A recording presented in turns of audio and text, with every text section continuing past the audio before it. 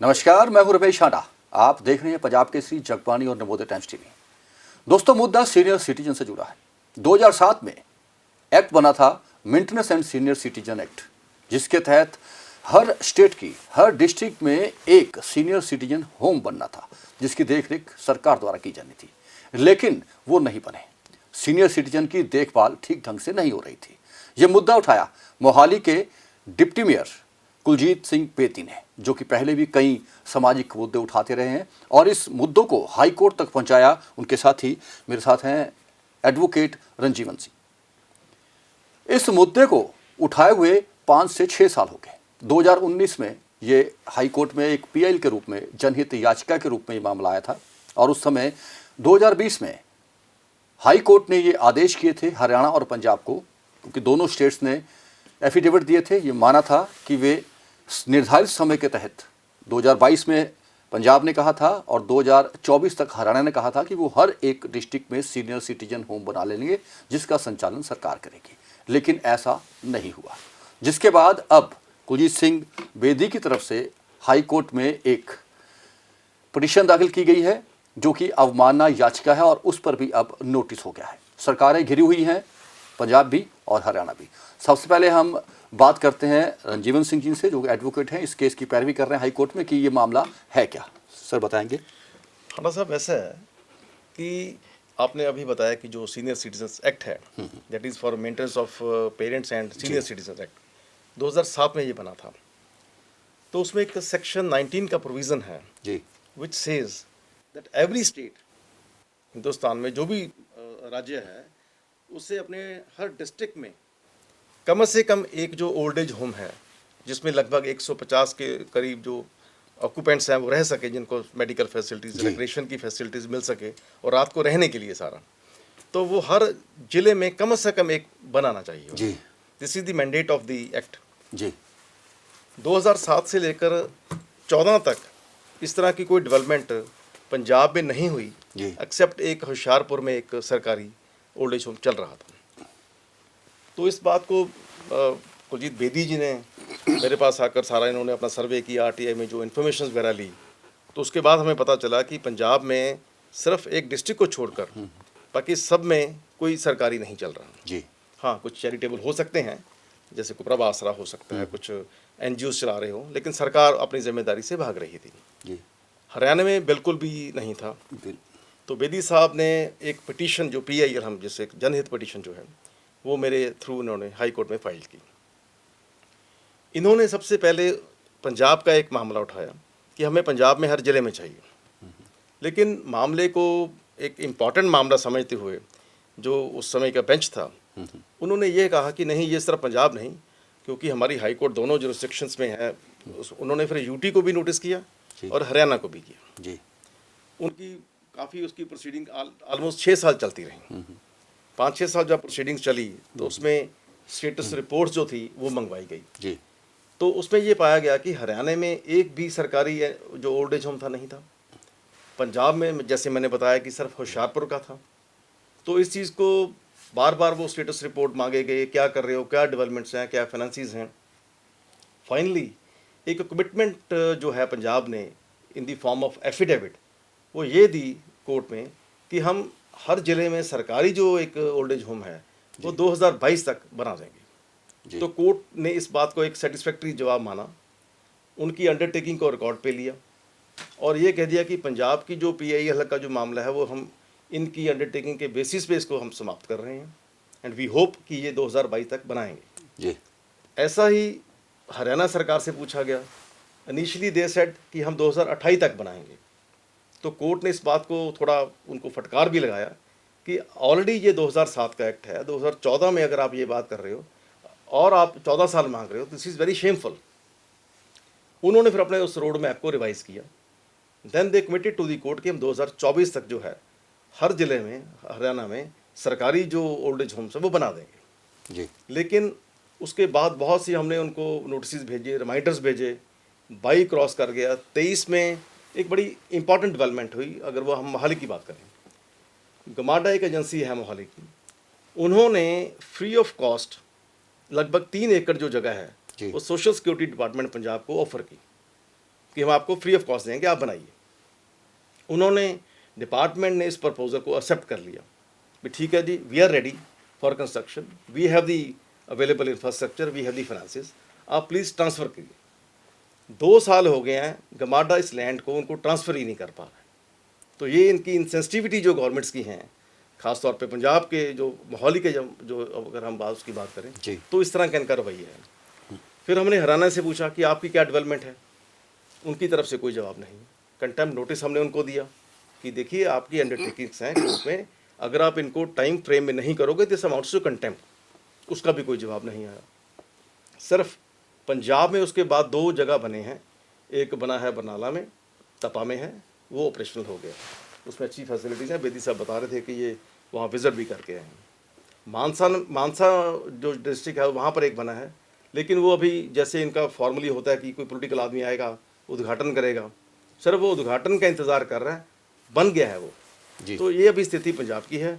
हरियाणा में हम मान के चलते हैं कि जैसे उनका कोई प्रोग्रेस रिपोर्ट नहीं है, तो वहाँ पर शायद कोई नहीं बना अभी जी। तक। तो आज हमने फिर इसको एक कंटेम्प्ट पिटीशन की फॉर्म में फाइल किया था कोर्ट में। जस्टिस विक्रम अग्रवाल साहब की आज लगी थी, उन्होंने उसी समय जो स्टेट के काउंसिल से हरियाणा और पंजाब के और गमाडा के, उनको वहीं पर नोटिस जो है एक्सेप्ट करवा दिए गए हैं कोर्ट में। और इसकी 10 फरवरी जो है नेक्स्ट डेट फॉर हियरिंग जो नेक्स्ट है, तब तक उनसे उनके जवाब मांग लिए हैं, उनसे अपनी स्टेटस रिपोर्ट जो है वो मांगी गई। बेदी साहब, आप इससे पहले भी कई सामाजिक मुद्दों को इसी तरह उठाते रहे हैं, जब डिपार्टमेंट नहीं मानते तो आप हाई कोर्ट का सहारा लेते हो। ये बताएं कि ये वाला जो इशू है ये आपके जहन में कैसे आया? ये देखो, आज इस मुद्दे को लड़ते हुए मुझे 11-12 साल हो गए जी। ये 13 की बात है, जब मेरे किसी दोस्त को एक 7 फेस में कोई बुजुर्ग आदमी मार्केट में रो रहे मिले थे। ओके। तो उसके साथ उसने बात पूछा भी क्या बात है, तो उसने बताया भी मेरे बच्चों ने मुझे बहुत तंग किया, मैं घर छोड़ के आ गया हूँ, तो मैं घर वापस नहीं जाऊँगा। तो उसकी वजह से उसने मुझे फ़ोन किया भी ऐसे ऐसे हैं। मैंने क्या उनसे बात की, बात करने के बाद मैंने भी उनको बोला भी मैं आपके बेटों से बात करते हैं, आपको घर छोड़ के मैं आता हूँ। लेकिन उन्होंने बोला भी मैं नहीं, घर वापस नहीं जाऊँगा, मुझे आप एक मेरी मदद कर सकते हो, किसी ओल्ड एज होम में मुझे भेज दो। तो हमने उस वक्त करके पता वगैरह, क्यों मेरे ध्यान में इतना उस वक्त इतना नहीं था, लेकिन हमने रतवाड़ा साहब में उनको शिफ्ट किया जी। और उसके बाद ये मुझे, क्योंकि मैं सामाजिक कार्यकर्ता हूँ और लोगों के कई इशू पे लड़ता हूँ, इस इशू को भी मैंने इसकी जो महत्ता थी उसको समझा भी ये एक पढ़ा लिखा जो एक सिटीजन है जिसने देश में, अपने समाज में, अपने परिवार में बहुत सारी सेवा की है, कंट्रीब्यूशन डाला है, लेकिन उसका ये हाल है तो बाकियों क्या होगा। इसके लिए कुछ ना कुछ करना चाहिए। तो फिर मैंने गमाडा को लेटर लिखा भी सरकारी मोहाली में गमाडा जैसे मैं काम करता हूँ भी ओल्ड एज होम बनाना चाहिए, लेकिन गमाडा में कोई सुनवाई मेरी नहीं हुई। मैं आप भी गया, उसके बाद मैंने RTI डाली, RTI भी पंजाब में कितने हैं सरकार के, वो सारा करके मैं फिर 14 में मैं अपने जो मेरे बाकी केसों में ये मेरी मदद करते हैं एडवोकेट नीमन जी, और इनसे वो मैंने बोला भी नहीं ये एक्ट है, इनसे बात की को सरकार की प्रोविजन है तो सब क्यों नहीं कर रही। तो इसकी महत्ता को समझते हुए हमने, क्योंकि सारे डॉक्यूमेंट मैंने इकट्ठे किए, RTI वगैरह पाइयाँ, लेटर वगैरह लिखे हुए थे ऑलरेडी डिपार्टमेंट को, मुख्यमंत्री को, सामाजिक शिक्षा सामाजिक भलाई मंत्री को, चीफ सेक्रेटरी को, सारे के साथ जी हमने फिर वो PL पाई। ये PL हमने 14 में डाली जी। आज 11 साल हो गए मुझे इसका पीछा करते हुए कि ये 14 में 20 में फिर इसका डिस्पोजअप हुई, जैसे इन्होंने बताया, दोनों सरकारों ने बोला। तो हमने बोला भी चलो शायद कोई ना कुछ बन जाएगा, लेकिन हम फिर भी इनको कभी ना कभी नॉकिंग करता रहा मैं। 22 जब आ गई, 22 में भी इन्होंने कुछ नहीं किया। 22 ख़त्म होने के बाद हमने पंजाब को दोबारा मैंने लेटर लिखा, गमाडा को लेटर लिखा कि आपके ख़िलाफ़ नहीं तो हम कोर्ट में जाएंगे, ऐसा मत करो, ये ज़रूरी है। तो मैं निजी तौर पे भी गमाडा के ऑफिस जाता रहता हूँ उनका भी कामों के लिए, तो उनसे भी मिला। और फिर उन्होंने 23 में एक लेटर निकाला कि हम ये 3 एकड़ जगह जो है 78 सेक्टर में, वो आइडेंटिफाई की, वो लेटर में लिखा, उसकी कापी मुझे दी, नाल ही डिपार्टमेंट को जो सोशल जस्टिस है उनको भेजी कि आप इस पर कंसेंट दे दें जी, आपको हम ट्रांसफ़र करेंगे। उन्होंने, जब मुझे आई मैंने इसको मीडिया पे डाला, बहुत हम खुश हुए, चलो मोहाली में 3 एकड़ जगह मिली है। लेकिन आज 25 ख़त्म हो गया, वो 23 के लेटर जो अपने गमाडा का फैसला लागू हुआ वो लागू करके उनको ट्रांसफ़र नहीं कर सका।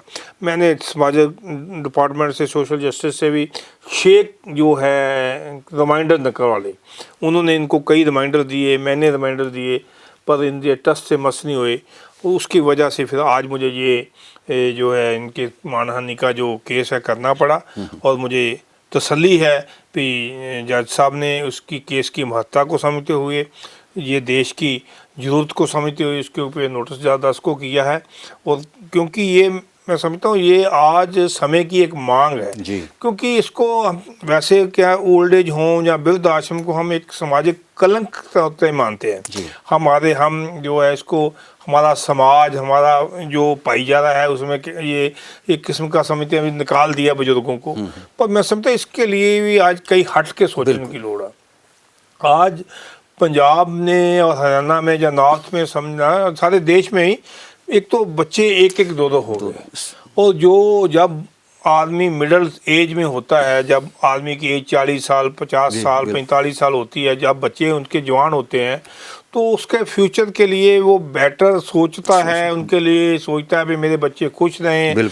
उसके लिए पंजाब में जैसे नशा है, पंजाब में जैसे आजकल गैंगस्टरवाद आ गया, बच्चे इधर को ना जाएं, वो हर पेरेंट्स अपने बच्चों के लिए बहुत सेंसिटिव, और हर पेरेंट्स चाहता है मेरे बच्चा या मेरा परिवार खुश रहे, सेफ रहे, नशों से बच के रहे, जो उसका जो आगे आने वाली, उसके लिए फिर वो क्या है विदेश को, यहाँ वो जॉब कम है, वो सारा कनाडा, अमेरिका, ऑस्ट्रेलिया सभी जा रहे थे। बुजुर्ग अकेले रह जाते हैं। बुजुर्ग अकेले रह गए थे। और उस वक्त भी जब बुजुर्ग अकेले, ये नहीं भी उनको बच्चे उनकी देखभाल चाहते हैं करना, लेकिन उनकी मजबूरी है, समय नहीं है, अवेलेबिलिटी नहीं है। हाँ, जब तक वो दोनों मियाँ बीबी हैं, लेकिन एक कुदरत का है, किसी को बीमार आ, पेरेंट वाइफ, हस्बैंड वाइफ बीमार आ जा, किसी एक की डेथ हो गई, तो जब वो अकेला रह जाता है, उसको देखभाल करने के लिए उसको कोई उसका नहीं है। उसका अकेलापन भी जो है मोहाली में, क्योंकि सीनियर सिटीजन का ही एक शहर बन गया, सभी बच्चे विदेश में है और सारे अच्छे फैमिली में है, लेकिन वो सिर्फ कंपनी चाहते हैं, तो उसके लिए भी आज ये जरूरी है।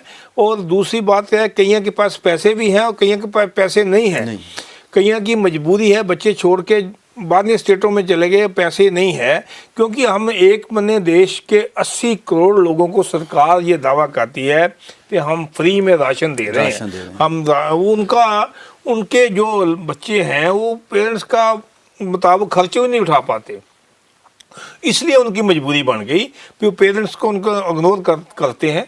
और उसके लिए मैं समझता हूँ ये सरकार की एक सामाजिक जिम्मेदारी है, सरकार की ड्यूटी है। इसी लोड की वजह से एक्ट बना 2007 में, नहीं तो पहले नहीं था। देश आज़ाद हुए को 70 साल हो गए, लेकिन 2007 में समय की लोड मुताबिक कई चीज़ें आती हैं, और ये आज समाज की ज़रूरत है। और इस ज़रूरत को समझते हुए मैं ये लड़ाई 11 साल से लड़ रहा हूँ।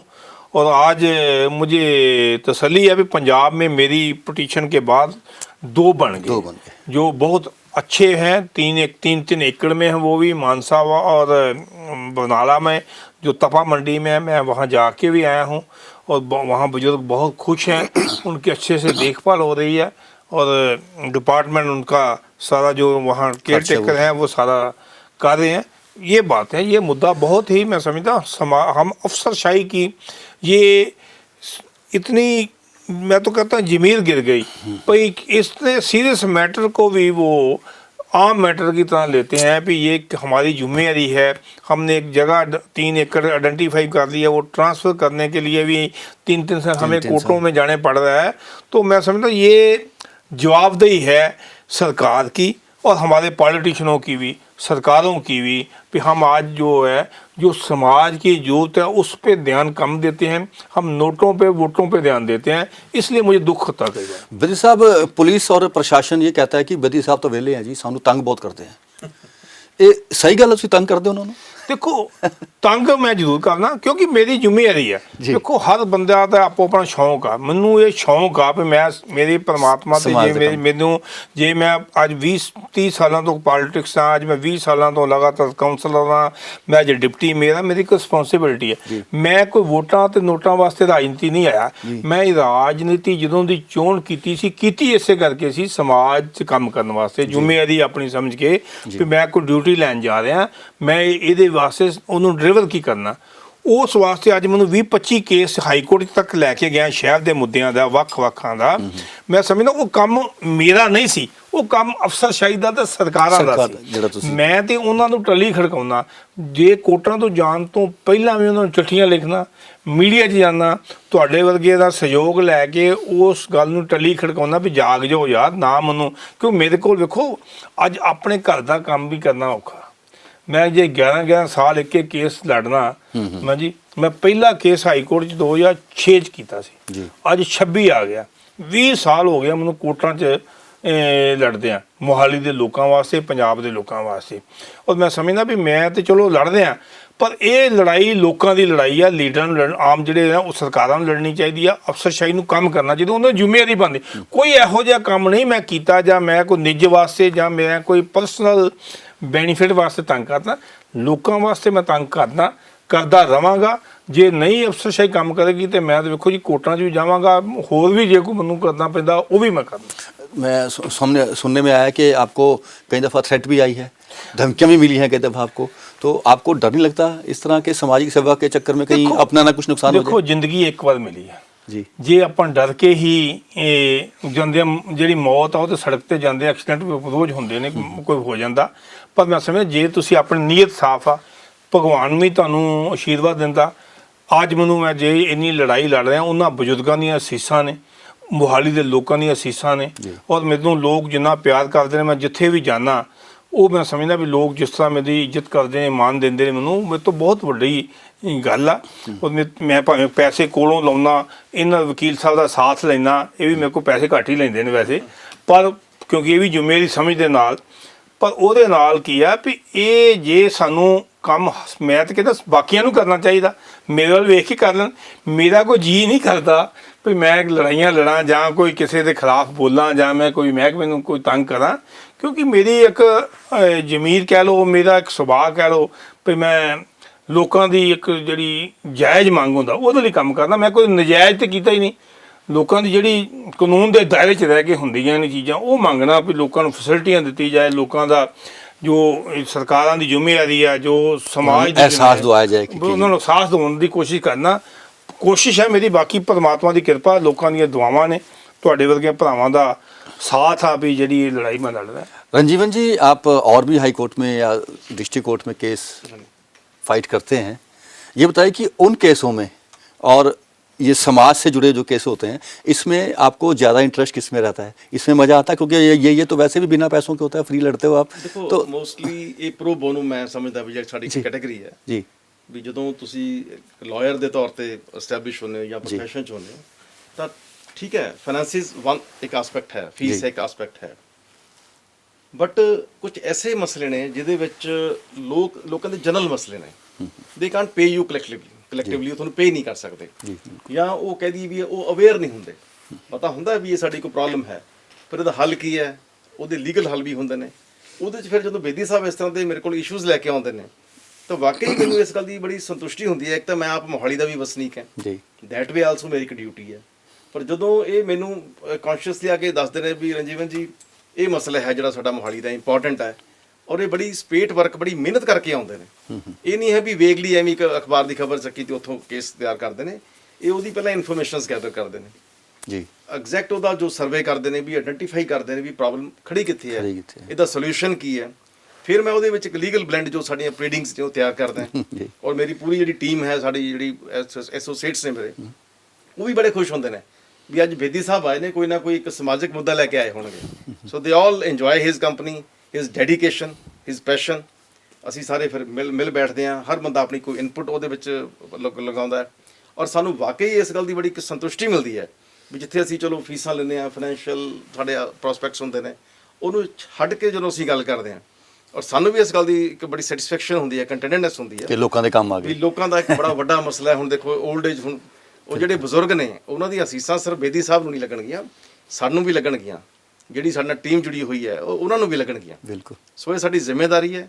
ਜੇ ਸਾਡੇ ਬਜ਼ੁਰਗ ਜਿਹੜੇ ਜੇ ਕਿਤੇ ਡਿਸਕਾਰਡਡ ਨੇ ਫॉर ਸਮ ਗੁੱਡ ਔਰ ਬੈਡ ਰੀਜ਼ਨਸ ਜੀ। ਆਪਣੇ ਪਰਿਵਾਰਾਂ ਤੋਂ, ਚਲੋ ਅਸੀਂ ਕੋਸ਼ਿਸ਼ ਕਰਦੇ ਹਾਂ ਵੀ ਉਹਨਾਂ ਨੂੰ ਇੱਕ ਰਿਸਪੈਕਟਫੁਲ ਜਿਹੜਾ ਡਿਗਨਿਟੀਫੁਲ ਮਾਹੌਲ ਮਿਲੇ।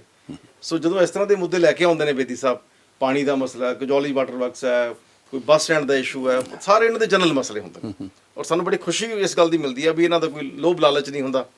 ਫਿਰ ਅਸੀਂ ਵੀ ਉਸੇ ਸਪਿਰਿਟ ਦੇ ਨਾਲ ਕੰਮ ਕਰਦੇ ਹਾਂ, ਸਾਨੂੰ ਬਹੁਤ ਅੱਛਾ ਲੱਗਦਾ। ਇਹ ਬੇਦੀ ਸਾਹਿਬ, ਇਹ ਮੁਹਿੰਮ ਜਿਹੜੀ ਤੁਹਾਡੀ ਚੱਲੀ ਹੋਈ ਹੈ ਸੋਸ਼ਲ ਵਰਕ ਵਾਲੀ ਜਾਂ ਇਹ ਸਰਕਾਰਾਂ ਦੀ ਖਿਚਾਈ ਵਾਲੀ, ਪ੍ਰਸ਼ਾਸਨ ਦੀ ਖਿਚਾਈ ਵਾਲੀ, ਇਹ ਕਦ ਤੱਕ ਜਾਰੀ ਰਹੇਗੀ? ਦੇਖੋ, ਜਿੰਨਾ ਚਿਰ ਸਾਹਸ ਆ, ਜਿੰਨਾ ਚਿਰ ਜ਼ਿੰਦਗੀ ਆ, ਲੋਕਾਂ ਦੇ ਕੰਮਾਂ ਵਾਸਤੇ ਮੈਂ ਸਮਰਪਿਤ ਹਾਂ।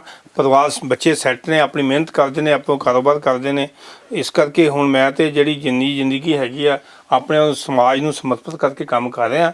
ਉਹ ਜਿੰਨਾ ਚਿਰ ਪਰਮਾਤਮਾ ਸੇਵਾ ਲੱਗੇ ਤੇ ਵੇਖੋ ਉਸ ਪਰਮਾਤਮਾ ਦੇ ਵਾਸਾ, ਜਿੰਨਾ ਚਿਰ ਸਮਝ ਆ, ਜਿੰਨੀ ਲੋਕਾਂ ਵਾਸਤੇ ਕੰਮ ਕਰ ਸਕਦਾ। ਅੱਜ ਵੀ ਮੇਰੇ 4 ਕੇਸ ਅੱਗੇ ਚੱਲ ਰਹੇ ਨੇ ਹਾਈ ਕੋਰਟ 'ਚ, 5ਵਾਂ ਅੱਜ ਕੀਤਾ ਵਾ।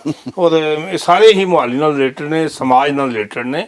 ਔਰ ਆਉਣ ਵਾਲੇ ਸਮੇਂ 'ਚ ਵੀ ਮੈਂ ਸਮਝਦਾ ਜੋ ਡਿਊਟੀ ਭਾਵੇਂ ਪੋਲੀਟੀਕਲ ਪਾਰਟੀ ਨਾਲ ਜੁੜਿਆ ਹੋਇਆ, ਪੋਲੀਟੀਕਲ ਕੰਮ ਵੀ ਕਰਨਾ, ਪੋਲੀਟੀਕਲ ਪਾਰਟੀ ਦੇ ਨਾਲ ਜੁੜ ਕੇ ਵੀ ਮੈਂ ਸਮਾਜ ਲਈ ਕੰਮ ਕਰਨਾ। ਔਰ ਅੱਗੋਂ ਆਉਣ ਵਾਲੇ ਸਮੇਂ 'ਚ ਵੀ ਮੈਂ ਮੋਹਾਲੀ ਦੇ ਲੋਕਾਂ ਦੀ, ਮੇਰੀ ਕਮਿਟਮੈਂਟ ਆ ਮੋਹਾਲੀ ਦੇ ਲੋਕਾਂ ਨਾਲ। ਮੋਹਾਲੀ ਪ੍ਰਾਇਰਟੀ ਮੇਰੀ ਮੋਹਾਲੀ ਦੇ ਲੋਕ ਨੇ, ਹਲਕੇ ਦੇ ਲੋਕ ਨੇ। ਬਾਕੀ ਸਿਆਸੀ ਤੌਰ ਤੇ ਜੋ ਇੱਕ ਨਾਲ ਇੱਕ ਪਾਰਟੀ ਦੇ ਜੋ ਡਿਸੀਜਨ ਹੁੰਦੇ ਨੇ ਉਹਦੇ 'ਚ ਕੰਮ ਕਰ ਰਿਹਾ, ਲੇਕਿਨ ਲੋਕਾਂ ਨੂੰ ਮੈਂ ਸਮਰਪਿਤ ਹਮੇਸ਼ਾ ਰਹਾਂਗਾ। ਬਹੁਤ ਬਹੁਤ ਸ਼ੁਕਰੀਆ ਤੁਹਾਡਾ ਇਸ ਚਰਚਾ ਵਿੱਚ ਸ਼ਾਮਲ ਹੋਣ ਦੇ ਲਈ। ਤੇ आपको बताना चाहूँगा कि बेदी साहब के जो और साथ में कलीग हैं वो भी ये कहते हैं कि ये फ्री बंदा है, वैसे ही घूमता रहता है, लोगों को परेशान करता रहता है, लेकिन ये परेशानी ये जो उनको होती है डिपार्टमेंट को, वो वही जानते हैं कि बेदी साहब बिल्कुल सही परेशानी दे रहे हैं और इसका जो हल है वो निकालने की कोशिश भी पूरी करते हैं। और अब तो घबराते भी हैं कि बेदी साहब आए, आज कुछ ना कुछ करेंगे यहाँ पर आके। और मैं शुक्रगुजार हूँ रंजीवन जी का जो इस मुहिम में बेदी साहब के साथ जुड़े हुए हैं। आप दोनों का सर बहुत बहुत शुक्रिया इस चर्चा में शामिल होने के लिए। फिर हाजिर होंगे इसी तरह की कुछ चर्चाओं को लेकर के जो कोई लोगों से जुड़ी हो, समाज से जुड़ी हो। आप बने रहें पंजाब केसरी जगबानी और नवोदय सेंटर टीवी के साथ। रमेश हांडा को रंजीवन सिंह और कुलजीत बेदी के साथ दीजिए इजाज़त। नमस्कार।